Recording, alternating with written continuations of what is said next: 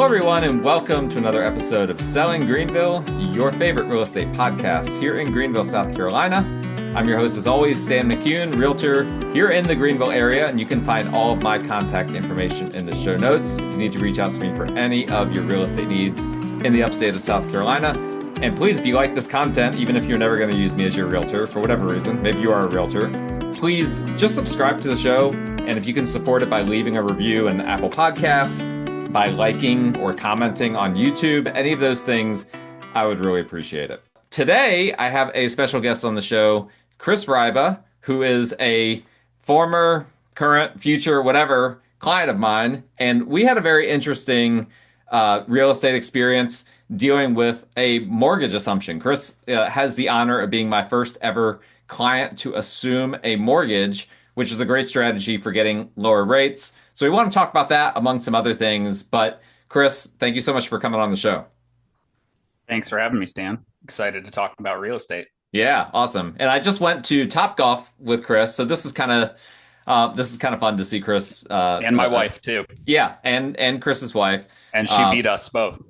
I wasn't going to bring that up, but yes, that did. All of that is factual. But by the way, if you're listening to this, I've got the Topgolf Summer Pass. I'm taking past clients, former clients, future clients, whatever, and just about anyone else. Now, if you're a lender, I'm being picky with my lenders, okay? So just every lender in Greenville would want to go to Topgolf with me if I let them.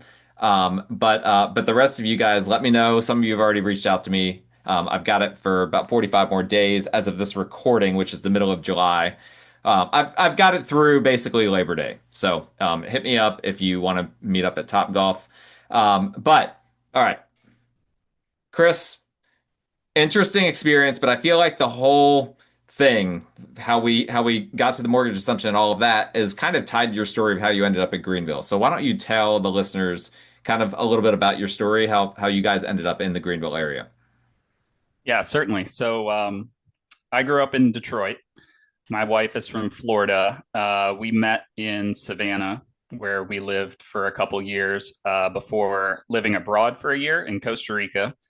And that was ultimately where I started doing some research about real estate investing, getting more into real estate, and thinking about where we wanted to move once we moved back to the US. And so it was during that year abroad that I actually just Googled Greenville Real Estate Podcast, just on the off chance maybe someone made one. And lo and behold, I found you. Someone does make one. You did. And from there, I just started devouring all that content and researching Greenville and, talking to my wife about the potential there, both real estate and just lifestyle wise. And part of your content really influenced me to really think, hey, this is a good place to put down some roots and invest. That's awesome. So prior to that, well, you reached out to me. Your email to me didn't come through at first. I believe it was flagged as spam, if I remember correctly, because you guys were like in Costa Rica or like somewhere on like a VPN in a foreign country, and yeah, exactly. Which is a reminder to those of you listening, if you ever send me an email and I don't respond right away, I have not gotten the email. A lot of spam filters that my company has. We've had some pretty malicious spam come through that's messed up some people. So just be aware. My phone number is in the show notes. If you need to contact me on WhatsApp, it's tied to my phone number as well. But just real quick on the Greenville thing, like, what specifically was it that you were just like, this, I can go anywhere in the US, but I'm choosing Greenville? Yeah, so we had previously lived in Savannah, so we had some, experience of being in the Southeast. And I had visited, both my wife and I had independently visited Greenville once before, maybe just a weekend. So we at least had been here. We had some friends who had used to live here and work in the area and just said, this is back in 2015. They said, oh, the West End, it's really happening. It's really coming up. And now it's West Greenville and it's all these other neighborhoods. But, they loved the Swamp Rabbit Trail. They loved how active the city was. And I thought, all right, let's take a closer look at Greenville. And it's about the right size for us. It's not too big, not too small. My wife had previously lived in Miami, and that was too big of an experience. So Atlanta and Charlotte were out, but we were looking for something that was a little bit more of what I'd call a medium-sized city. Um, and yeah, we gave it a closer look, and listening to your podcast, just hearing about the real estate potential there. Um, Also in 2022 and 2023, I think that statistic came out that said South Carolina was percentage wise the fastest growing state. And I think Greenville was the fastest growing county. So, from a real estate perspective, it's hard to beat those kind of tailwinds For of, sure. wow, this is a place that people want to be. Yep. Interestingly, I mean, this is going to be only interesting to probably a very small group of people, but the Greater Greenville Association of Realtors recently became deemed by the National Association of Realtors a large association. Mm, So we are now considered right up there with the Miamis and the wow. Houstons and the New Yorks as a large association because of how many realtors we have, which is reflective of the population and the amount of real estate transactions that are happening here. Is that purely just a number of realtor thing, or is it, how do they? No, no, I think so. I believe that they're baking in a lot of transaction volume into that as well. So it's like looking at the count of just how many are in the association. But honestly, we don't have substantively more than we had a few years ago. So I think they're kind of extrapolating based on transaction counts and other things. Don't quote me on that. If someone from NAR is listening to this and is not happy with me, I'm sorry. But anyway, I believe that there's a few things baked into that. Um, Pivoting to the mortgage assumption thing. So I feel like I need to explain this to some people before we really get into the nuts and bolts of it. Some people may have not even listening to this may have not even heard of a mortgage assumption, but a mortgage assumption is essentially you've got a seller that they have a mortgage. Let's just say it's for $200,000, right? They started at 250, they paid it down to $200,000. It's they got it a few years ago when rates were super low. It's a 3% loan, which obviously you can't get now. In some cases, that mortgage can be assumable. Okay. Now, if you've ever heard of subject to the mortgage purchases, that's not what we're talking about. Okay. Subject to the mortgage continues to be in the name of the seller. It's just the deed that gets transferred over to the buyer. In a mortgage assumption, everything gets transferred over to the new buyer. The buyer takes over not just the mortgage payments, but the very mortgage itself. The name on the mortgage is replaced from the seller to the buyer. So the buyer has to be approved by the new lender. You can't just go in willy-nilly and just assume the mortgage. It's not a unilateral sort of thing. The lender has to agree to it as well.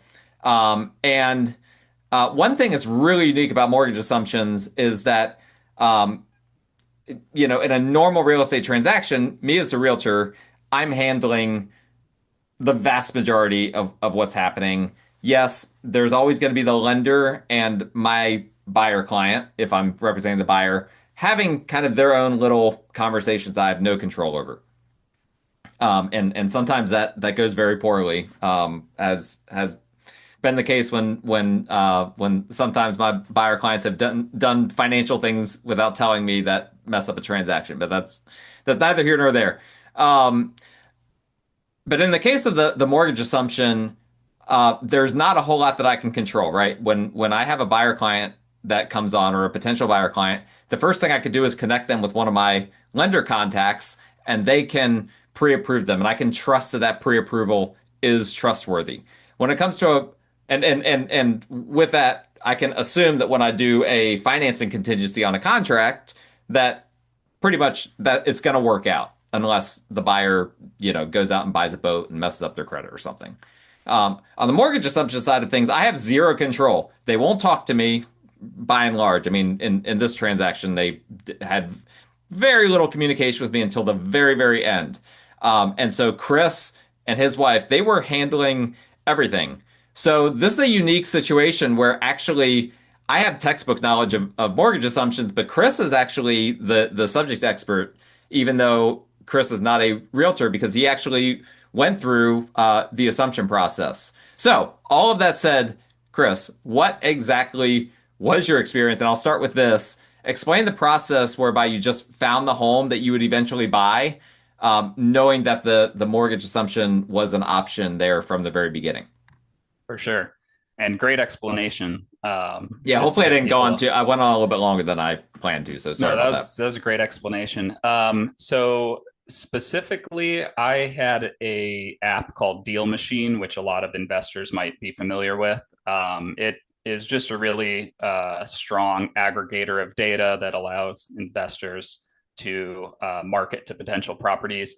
In this case, I was really just using it for reference to know a little bit more about the house, any debt that was on the house.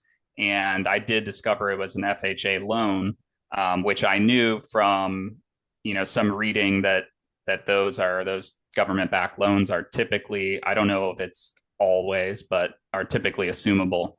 And so really that was just the one thing that tipped me off. If I didn't have that, you could just simply ask the buyer once that conversation starts. But for me, I had that knowledge and ahead of time. Unfortunately, unfortunately, there are, and we were talking about this before we started recording. A lot of sellers don't even know if their mortgage is assumable or not. That's a question I frequently ask sellers, and they have to go try to dig up their paperwork or call their lender to even get the answer to that question. Um, Now, the appeal, obviously, of an assumable loan is getting a loan at 3% versus currently Mortgage News Daily has mortgage rates around like 6.8%. So in case you're wondering why the heck would someone do this, that's the reason. And then if you're wondering, well, why the heck doesn't everyone do this? Well, there's a catch to it. So if the seller bought the house for 250 and now they paid it down to 200, you have to factor in that the seller and the subject property has appreciated, so it might be worth 300,000 now. So you've got a gap between 300,000 and 200,000 that you have to bridge. How do you bridge that? Well, you're not going to get another loan. That's almost goes without saying, at least not when you purchase it, right? You could maybe get a home equity line, after the fact or something like that. But you're going to have to put that 100K down. So that rules out uh, people pretty that rules out the majority of the population, especially people that are can only put down 5%. Chris and his wife were in a unique situation where they had made some good financial decisions and were in a good position to be able to make up the down payment. And then, again, potential options for home equity lines of credit and whatnot can pull that equity back out if need be. Now, Chris, I know at one point you and I talked about Rome. Did you utilize that Rome? That's a website that like aggregates some of these mortgage assumption details. I've had some of my seller clients get reached out to by Rome, but I've also seen some bad information on there. Did you use that at all? I did use it just to confirm that, just to see if their sources were also indicating it was assumable. Yeah, for anyone listening, that one's more open, source data, I guess, or more open to the public. I also, while doing some research for the show, found that assumable.io sounds like another Hmm. potential company. Okay. Yeah, I had looked into Rome, but specifically using their service, they actually want you to work with them and pay them a 1% fee at the transaction. So, in the end, we kind of opted for the DIY route. Which is DIY, except that you had a realtor. Like if I can't Exactly. if I can't figure that out, then what am I actually What doing? good are you? Yeah. Yeah. Um, I shouldn't have to have you pay me and also pay another service to assist with this. Sure. And I should say for everyone listening, when I brought this up to Stan, he was not at all hesitant about, oh, I don't know, I've never done one of those, which I think was true. You had never No, I hadn't. worked one of those. And his thing was just, yeah, let's do it. Like, I want to learn how to do this. I want to put that feather in my cap. And so I really appreciated that. Yeah. No hesitation to like, I'll do whatever, I need to do to figure out the contract and all that. Well, I've done subject to the mortgage purchases before, and I didn't. I was like, it can't possibly be harder than that, because those can be a pain. But yeah, I'm always excited. I do not shy away from new things as long as I feel competent to do it. One of the challenges specifically with this one was the different paperwork that was required. So when I went into this, the first thing I looked for was, okay, we use in Greenville the state of South Carolina, the South Carolina Association of Realtors contracts is typically what we use in this area. That's not actually how it works in the entire state. There are some parts of the state that have local contracts that they use. But in Greenville, generally speaking, it's on state contracts. And so the state had a mortgage assumption contract that hadn't been updated in like 10 years, which is brutal because all the other contracts have been updated so many times. So there were so many things that were out of date. And I'm pleased to say that they have since updated it. Oh, So really? we Oh, were, wow. yes, Okay. now we have a nice, crisp, brand new mortgage assumption contract that is up with the times and comparable to the normal contract. But functionally, we ended up make and this was a conversation between me and Chris and his wife. We had a conversation with, okay, are there two options here whereby, we buy it with a mortgage assumption or we buy it without the mortgage assumption? What would be attractive in either of those scenarios? So, without going into too much more detail on my end, Chris, what do you feel? What was that process like, and like how did you guys kind of crunch numbers to kind of figure out, okay, if we get the mortgage assumption, this is the price that would work. If we don't, this is the price that would work.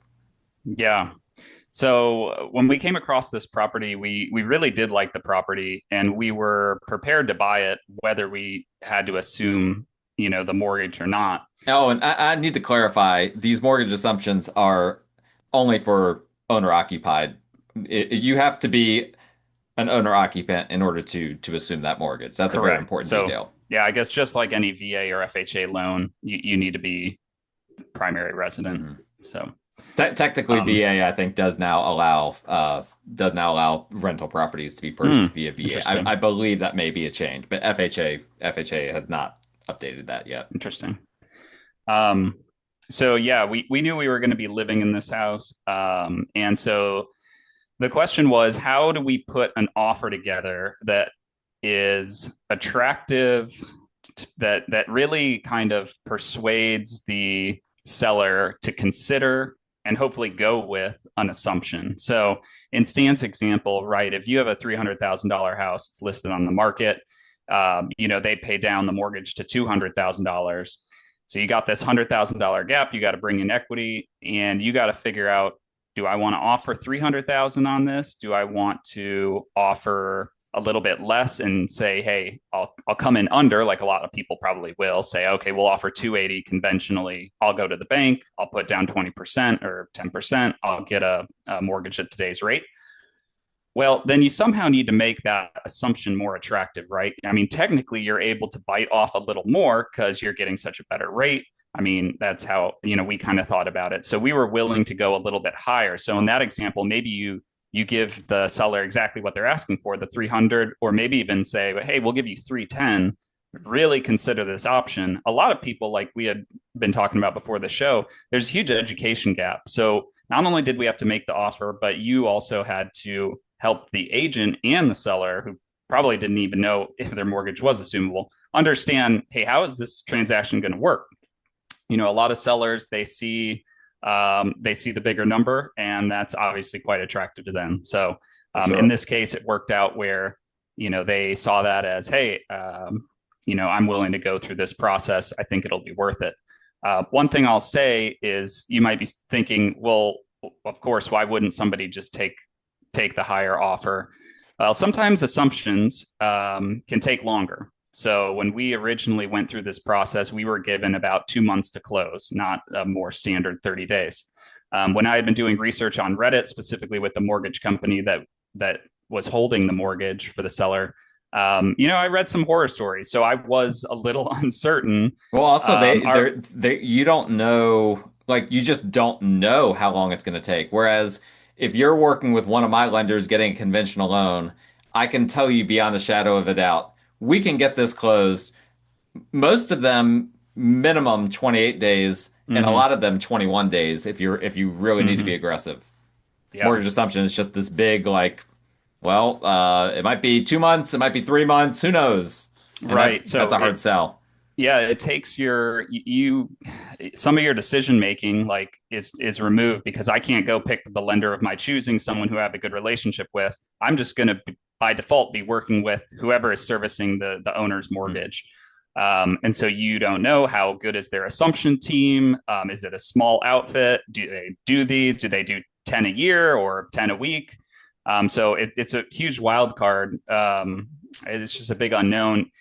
Before we made the offer, though, I think I did go on the mortgage servicer's website and saw that they had an assumptions department, and they Yeah, I had remember you telling me some this. brochures that you could actually give to a potential seller and say, "Hey, here's what we're trying to do. We're not trying to pull the wool over anyone's eyes. This is a real thing, and it would be a huge benefit for them to sell the house in that Yeah, way." yeah, absolutely. Um, so so to summarize, we made two offers. One was a lesser offer with just a standard conventional loan that you were pre-approved for, or conventional. I don't remember if it was conventional or FHA, but a standard government-backed loan that you were pre-approved for, and then a higher offer. And an important detail here, because you mentioned possibly going above the list price a lot. That's not necessarily a recommendation in this market, but if the home has just come on the market, that might be the strategy, right? You have to take into account, if a home has been on the market for 2 months, you've got a lot more leverage than if a home has been Mm-hmm. on the market for 24 hours. Um, so you made those two offers, one that was higher with the mortgage assumption, one that was lower with just standard financing. Have you thought through how you would feel now, and with your knowledge of what you're paying and all of that, how would you feel if they hadn't accepted the mortgage assumption one, but had accepted the lower offer with the conventional loan? I have thought about that. I think we probably would have it would have really sucked to have missed out on that assumption. So I Yeah. almost want to make a lower offer actually for that more conventional buy. But then again, I mean, like you said, you kind of got to take the property, what it would appraise for into account, how long it's been on the market. In our case, we made that offer, I think, a day or two after it was listed. So, we had to think, okay, yeah, I can go low, but if there's five other people that have seen this house and it's attractive to potential buyers, we might just lose out on the deal altogether. That's right. Um, so, we could have made either work, certainly financially but it would have been a lot cooler to get the assumption. So, and Yeah. luckily, um, I think like I had mentioned, sellers see a larger number and sometimes on market transactions, off market transactions, bigger number almost can cloud out any other thought about, oh, well, I'm just going to go with the largest one. I would say Um, about 50% of my seller clients over the years don't, if I send them an offer, all they look at is the headline number. sure. And sometimes they'll be like, well, also they're asking you to pay $10,000 of their closing costs. And they're like, wait a minute, what page is that?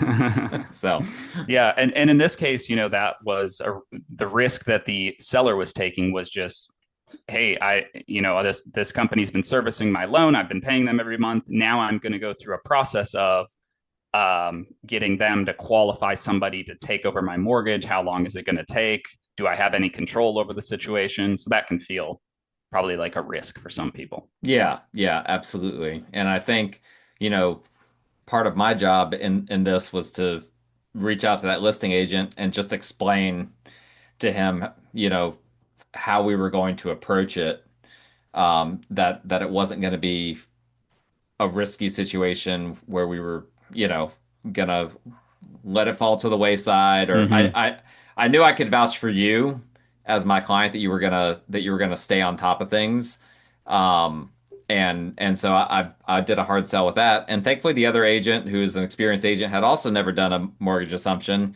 He was very much a, yeah, I'd love to do something like this. So it was a great meeting of the minds where everyone was cool with it, and the seller was happy to have, two offers and just take the higher one, and just he was flexible on his time frame for moving out. And well, he was already moved out, but in terms of cashing out, so it just worked out. So once we got all that paperwork squared away, went under contract, now we're in the meat and potatoes part of the mortgage assumption, right? How did you like start the process with the lender? Yeah, so it was actually pretty well established, the process. I mean, they had reached out. This would be I think they were called an assumption coordinator. So they actually had someone assigned to probably a handful of assumptions all over the U.S., and she was on my case with my wife and I. And she reached out and said, "Hey, start filling out this application." Pretty standard. If anyone's filled out, any mortgage application, you're pretty much going through the same process, but with the idea that you're assuming a mortgage rather than applying for a new one. So they're just going to qualify you in a different way. But all that paperwork, I mean, it took us probably 4 hours. We sat down, we knocked it out, and submitted it. And within a couple of days, they had processed that and started to gather more information, financials, run the credit checks, and start to, verify some of our rent, rent numbers and just income and whatnot. I think didn't you pull money from a few different sources in order to pull together the down payment? Did they have Yeah. any issues with any of that, or did that present No, any? that No, that was all pretty standard. We had cash, but I had also considered, do I take a loan out of my 401k? Do I pull some Roth IRA money? I kind of kicked around a few different ideas because when I originally brought this up to Stan, I don't think I was totally thinking about like how much money we would have to come up with. And then when you start to see those numbers, you're like, okay, wow, I'm going to have to, figure out where to put this all together. And I wasn't exactly sure. We didn't have enough cash. I was like, yeah, I don't know how to make this all work. But in the end, I took some money out of my Roth IRA. And as far as the assumption goes, I'm sure this is probably similar with other transactions. But as long as they just see the wire, you have a documentation. Hey, it goes from account A to account B.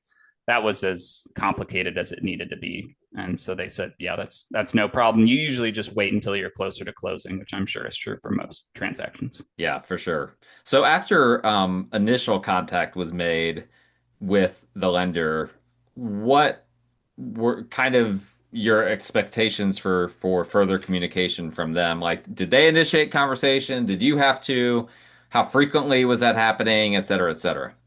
Yeah, so I would say these folks are probably people who get blown up on email and their phones all the time. So they're kind of behind closed doors in a way. There's like a general email. You can kind of throw your email into this bin and, oh, I hope they get back to me. Hmm. Otherwise, if you call them, a lot of times it just goes right to voicemail. I did find it a little tricky, usually having to call in a couple times. Hey, do you need anything from me? And Did were you you see getting a that different email? person every time, or the same person? Typically, if I was calling in the general number, yeah, it would be just somebody who would take a message and say, "Oh, yeah, I'll have your coordinator follow up with you." Okay. I think this is a good time to mention that, just anyone who's buying real estate, whether you're an investor or just a retail buyer, having this concept of extreme ownership is what I kind of went into this with. Is I have extreme ownership of this transaction. Nobody is looking out for anybody more than myself. So I just need to stay on top of these people, be polite, but persistent was kind of my mentality. Because I didn't want, I knew time was a factor with this type of transaction. I had read some stories on Reddit of this mortgage company taking 3 to 4 months. Was it just the mortgage company or was it also the individual applying? Were they dragging their feet? You don't really know, but after Yeah. 4 months, the deal fell out of contract, and the sellers were just like, "Listen, this is taking too long," and they took another offer. Not your So deal. obviously, So, not my deal, you're but saying the Reddit deal. yeah, just I had read like, okay, that's a risk. You need to stay on top of this, and so I was pretty much following up with them about every 48 hours. Hey, do you need anything from us? What are you waiting on? There's so much paperwork you got to submit, as anyone knows who's bought a house. For us, the thing that was a little complicated was just the number of rentals that we had lived in the previous 2 years, including, ones in Costa Rica. And so that became just a challenge of trying to run down all these verifications, which was really just because of our personal situation. But Well, I mean, we have to discuss that for a second because that was like the most stressful part of the entire transact, right? Wouldn't you say that getting some of those records was like the most stressful part of the whole thing for you? oh, sure, yeah. I mean, it's like, oh, taking out these big, writing these big checks or termites in the crawl space, and it's all like, oh, that's nothing compared to what we had to go through with just trying to get our rent verified in another in another language in another country. So Uh, what did that take? so specifically, in this case, we had lived in a house in Costa Rica for a whole year, and we rented from a family. And I had reached out to the landlord and specifically said, "Hey, just so you know, I'm going to need this documentation complete. It's going to look very formal. It's for a mortgage. I'm just going to need you to do it." But especially with the FHA, rules and everything, I asked the coordinator, "Hey, can we kind of skirt this? Do we need this rental verification? Can you look past it?" She said, "Unfortunately, no." She said she had dealt with some guy who was like living on the road for a few years, and he had 20 landlords all over Europe that she had to get verification from, and it was a nightmare. Unbelievable. And I just said, all right, so that's what we got to do. And this individual spoke Spanish exclusively, and so we were communicating on WhatsApp and over the phone, and just trying to explain the gravity of like, hey, we really need you to just write your name here, sign this piece of paper. In the end, we did have to rely on some friends down there to help make the deal go through, which involved buying some pizza and sending a pizza delivery to a house in Costa Rica to make sure that this piece of paper got signed. And thankfully, in the end, it did. But yeah, it did slow down the transaction considerably, probably at least a whole week lost on just trying to get some paperwork done. I would sign a piece of paper for a slice of pizza or for an Yeah, for a whole entire. large pizza. I mean, I thought it was a good deal. Yeah, that sounds like a great deal. How do you do that? Do you just like Instacart in Costa Rica? Like how do you get pizza Well, delivered? one, yeah, one of our friends, he owns a pizza shop there in Oh, that's Costa Rica. convenient. So There you go. we, yeah, we made some deals. Yeah, yeah. Well, that's fantastic. What a process. It reminds me a little bit of so back in the day, realtors oftentimes would handle clients' earnest money. That pretty much doesn't happen anymore. So like actually What could go wrong there? yeah, I know my company would actually hold the earnest money in escrow. And there are still some real estate firms that do that, even though the vast majority just pawn that off to our closing attorneys here. But yeah, you can imagine where this is going. I had a one time a client that we were in like a multi-day back and forth where they were trying to buy a house. And so I went ahead and had them they were about to go on a trip and they didn't want to wire their earnest money. This was before wiring earnest money was like the thing that almost everyone does. Um, so they actually went ahead and pre-wrote their earnest money check before they went under contract to give to me. Well, guess what? I also was going out of town, and not just out of town, out of the country. And I took that earnest check with me. And then they went under contract while I was and I was handling it, obviously. I got them under contract while I was in another country. They're out of the country, or they're out of at least traveling. I can't remember if they were out of the country or not. No, I think that they were just traveling.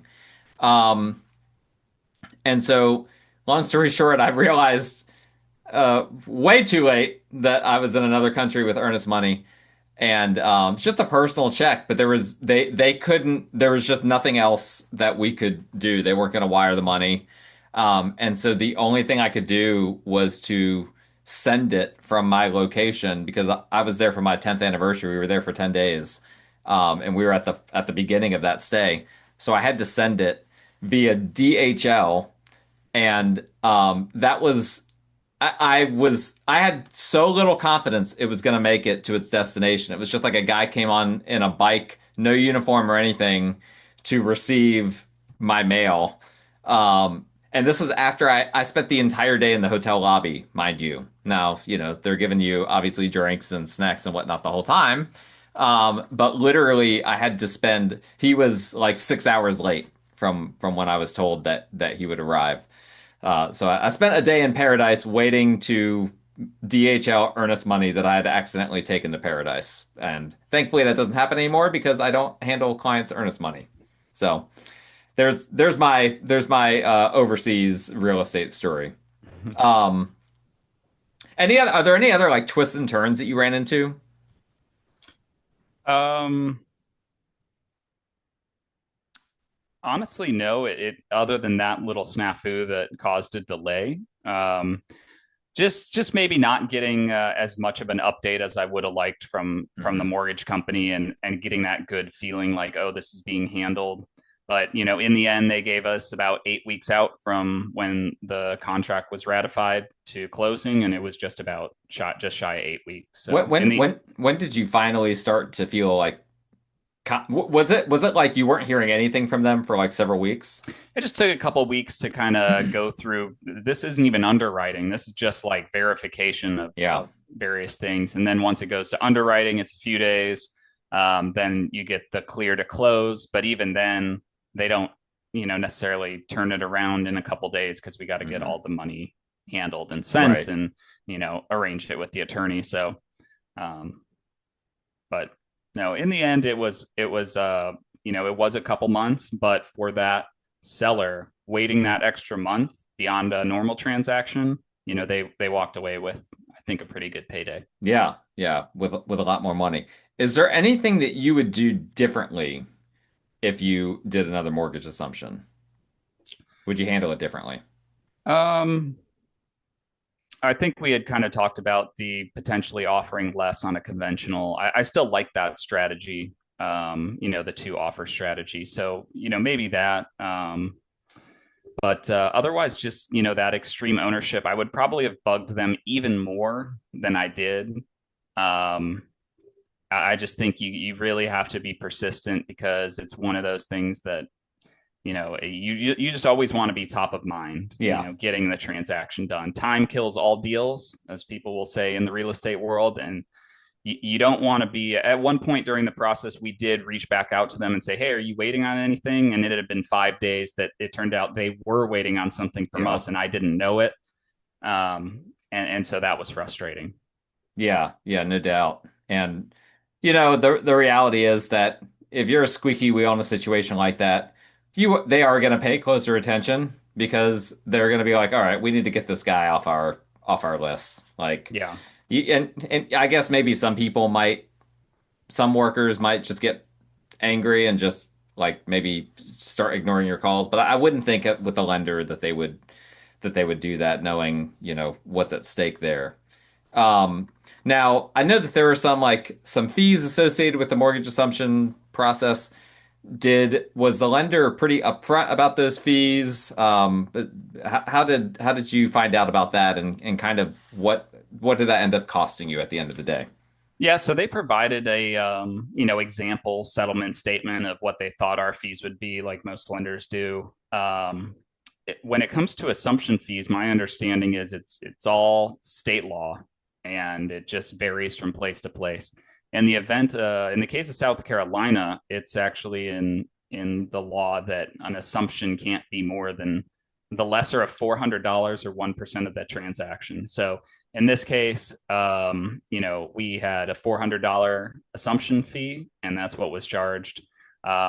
So just to give people an idea, there was no loan origination fee, no points, nothing like that. They're not originating a new loan. They're literally taking this loan, which only had 25 years and 2 months on it, and just putting it in my name. All the same terms, all the same um, stipulations, and it's really just changing one name to the next. So in the end, yeah, to be able to look at your settlement sheet and see that where I'd normally expect a few $1,000s worth of fees for a house of this, price, it was just $400. Yeah. So if anyone who's, bought a house in South Carolina, knows that that typically is, what would you say for, let's say sub $500,000 house. I mean, typically half your money's probably getting paid to, just originate the loan and everything, maybe another half to the attorney. Yeah, it's gonna vary from one person to the next, but I mean, oftentimes from one lender to the next, oftentimes those origination fees and whatnot come in between like 1,000 and 2,000 for something like that. But then, that's just the origination fees. There might be a whole lot of other things. You might have more escrow that you have to put in because you have a PMI payment that has to be made. Yeah, there's just a variety of things like that that they start to add up, and they would add up to a lot more than $400. That much I can tell Certainly. you. And furthermore, too, I mean, we didn't get an appraisal on the house. I mean, the lender, we could have, I guess, optionally we could have, but the lender didn't want one. I mean, they're already servicing the loan Yep. and we're putting down such a large down payment. There's just really not a lot of benefit. I think they don't have any risk they need to mitigate. I mean, Right. they're really just transferring it from one person to the next. That did have its own kind of bumps after we closed because a lot of times we would just people would reach out to us thinking we were the previous owner from that mortgage company, and then some of the letters went to him and should have went to us, and there was a little bit of some confusion there, but Sure. um, probably no more than any other mortgage servicer. Maybe so. Yeah. Has that been sorted at this point? Yeah, it's all been taken care of, but Okay. Yeah. Lenders have all these different departments. And so I bet it's a matter of probably every single department has their own system. They probably have to update every single exactly. system, which is, I would imagine, it's probably a pretty antiquated system. I could be wrong. If you're a lender listening and you want to get angry at me, go shout at me on social media or something. I don't care. People are shouting at me on social media all the time. Um, so one thing that you said prior to um, prior to us, when we were just talking before we started recording for the show, is you made a great point that because the loan has already been paid off for not paid off, but paid down for the first few years, which in an amortization schedule is the heaviest interest years, that you're actually also benefiting from the fact that you're paying your monthly payments, whereas they would normally be paying almost all interest right now. You're paying a hefty amount of principal. Do you want to say anything on that? Yeah, I mean, I think that's a huge advantage here. How So many yes, how many years in are you with yeah, regard to the so loan? yeah, there's about 25 years left on the loan. Okay. So yes, did we pay a market price for the house? Sure, but we got a loan that's 25 years, so it's not 30. Yep. As you pointed out, those first 5 years are the heaviest interest payments of all your payments on the schedule, and saved a lot in closing costs and got a rate sub 3%. So, at this point, the amount of interest that I'm going to pay in the next, 25 years is maybe it's quite minimal. Yeah, And it's a the fraction of tipping what it would have been. for sure, and the tipping point of the loan is about 2 years away. So in a couple years, I'll be paying more towards my principal than to interest. So that's just a fantastic advantage to getting these. Unfortunately, I didn't buy in Greenville at that time to get that loan, but the next best thing is getting a low interest rate Yeah, loan absolutely. in the future with this, For with the sure. assumption. And you'd also mentioned that doing this with the lower mortgage rate and whatnot, like you had been renting for a few years, and a lot of, you know, Gen Z is finding that they're having to, and even some millennials, to be honest, because now the average first time home buyer is like 38. Yeah, I'm a Um, I'm a millennial. Don't. uh, I think so. Right in the meaty part. yeah, okay, all right, fair enough. But regardless, Gen Z millennials, we have a situation where I mean, not me and you, we're both homeowners, but our generation is struggling with breaking the rent cycle. And prior to 2020, it was very, very straightforward that I could tell people almost universally, your monthly payment if you buy will be cheaper than it will be if you rent. Well, that's not been the case since COVID, but based on what we were talking about before the show, it sounds like the mortgage assumption kind of made that a possibility again. Yeah. So one thing, that I was looking at was I'm looking at my cash flow every month and saying, hey, if I keep renting and I have renter's insurance and I've got pest control and, et cetera, and all the fees that go along with that, where am I shaking out every month versus say if I buy this house conventionally versus if I buy it with the mortgage assumption. Um, and just from a monthly cash flow standpoint, it was pretty attractive. It actually saved us money getting into this deal month to month. Now, obviously, we had to put a lot of money into the deal to make it go. But from a monthly standpoint, we have a very safe and secure loan where, have a ton of equity in the house. It's a very easy payment to make.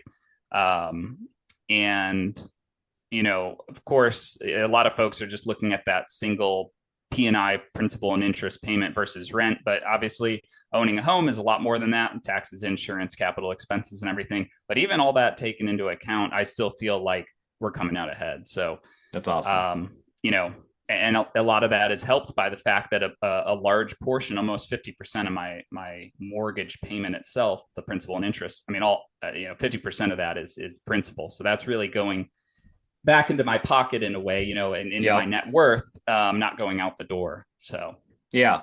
And a lot of people aren't really thinking about it that way. They compare the they understand the owning versus renting in the abstract, but they're not thinking about on the monthly they're spending money towards a landlord's sure. expenses and potential profit, versus what you're spending. You can actually break down that like some of that money is just functionally going back to you Sure. when it's being spent on principal. It's functionally increasing your net worth because your debt is getting lower every single month. And Um, one thing I will say too, speaking of money that's not going back into my pocket, and people might be wondering about this, but PMI on an FHA loan, it does not go away for the life of the loan. So yes, I am paying PMI on this loan, and I will for 25 years if I hold it, if I don't refi it. But even then, it's still worth it. You can just consider that, tax basically, yeah, taxes and insurance, and it's just a little bit more insurance, but it just pales in comparison. That paying at 7% loan just pales in comparison to assuming. yeah, So absolutely. Um, was there anything else you wanted to hit? I feel like we covered it from a lot of different angles. Is there anything in particular that you thought would be a good thing to mention that we haven't covered so far? um, I think just a big part of this is helping educate people that this is an option, because for before 2020 this just didn't seem like a very attractive thing, if at all. Why would you No, assume a loan with a higher rate when you can just go to the bank and ask for one with a lower that's rate? right. Well, now we're in a totally different economic landscape, and yeah, getting a loan at 7% on house prices that have gone up 20-30% in the past few years, it does make it a lot more challenging. I've got friends who have bought in great parts of Greenville, really nice $500,000 plus parts of Greenville, and if they were to buy that same house today, their mortgage would triple. Right. So they are going to have these golden handcuffs. But if they have an FHA loan or a VA loan that's assumable, that's a huge marketing plus if they ever do have to let that go, where they can say, hey guys, look at this. I've got an assumable loan. Look at this great rate. And people would be willing to pay more for that, more potentially more than they would get otherwise. So helping people know that this is an option and that there's a way to buy houses creatively like that in this market is great. Yeah, absolutely. And I try to be as creative as possible, obviously with all of my clients. And the main thing is that as we were talking about earlier, sometimes you just got to try things, even if you've never done it before. And I'm just glad that this was a good experience for you guys.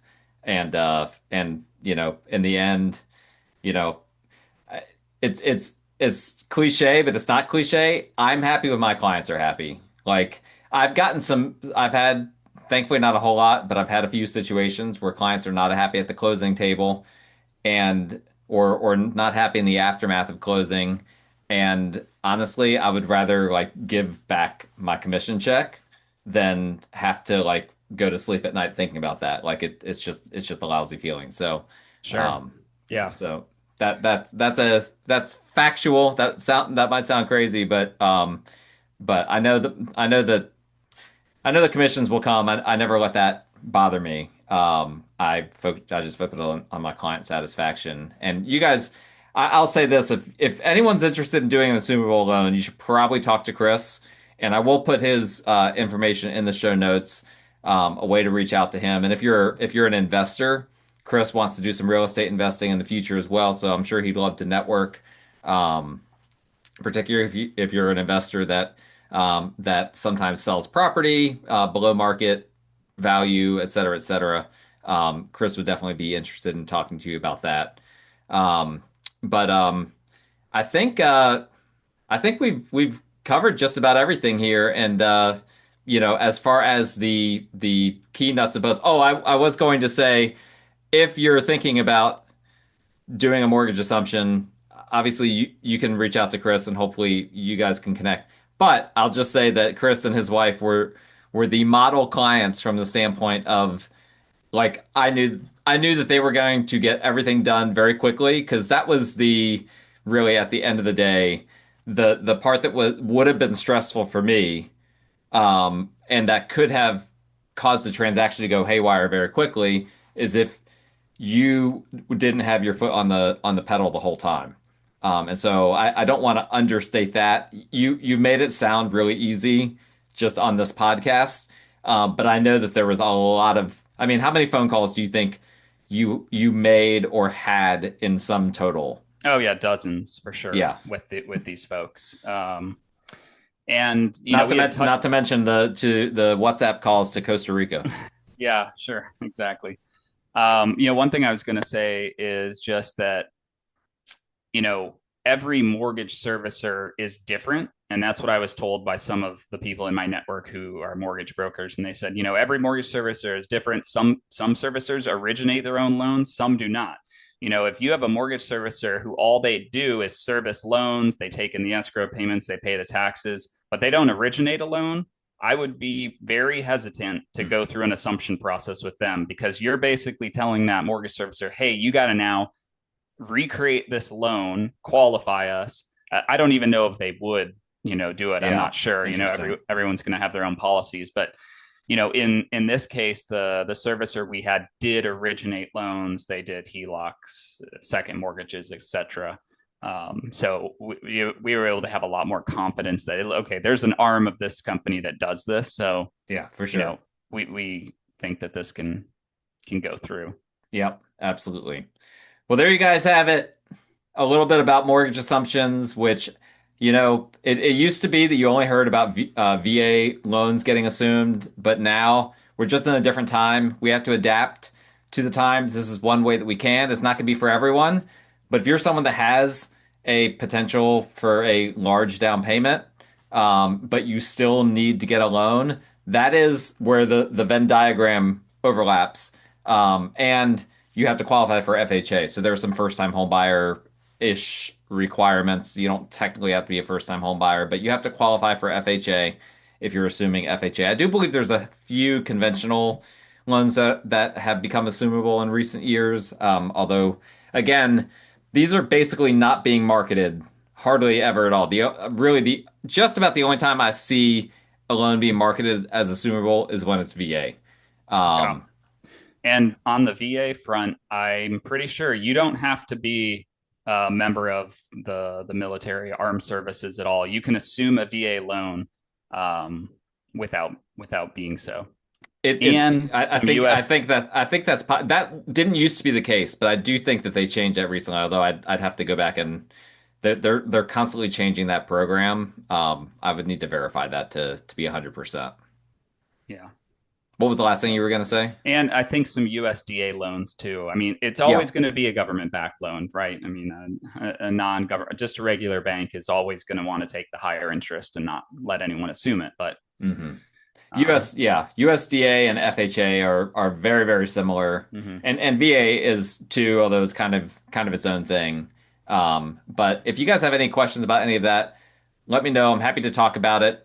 I'll connect you with a lender that will try to convince you to not do a mortgage assumption because they don't get paid if you do that. But it's you can't just have all your eggs in the mortgage assumption basket, right? The likelihood that you're going to successfully assume a loan, honestly, not very good. But it's one of those things where if opportunity meets preparation or preparation meets opportunity, that's when these sorts of things can come together. So let me know if you guys are interested. My contact information is in the show notes. I'll put Chris's in there as well. And you can like, rate, review, subscribe to the show, all of those good things. And lastly, Chris, thank you so much for coming on because I really appreciate you taking the time and just sharing, some of what you went through. I'm sure this is really helpful to a lot of people. Yeah, absolutely. Thanks for having me, and thanks for your willingness to tackle the mortgage assumption with us. We were Absolutely. very happy clients and glad it all worked out. Awesome. Thank you guys for listening. We will talk again next time.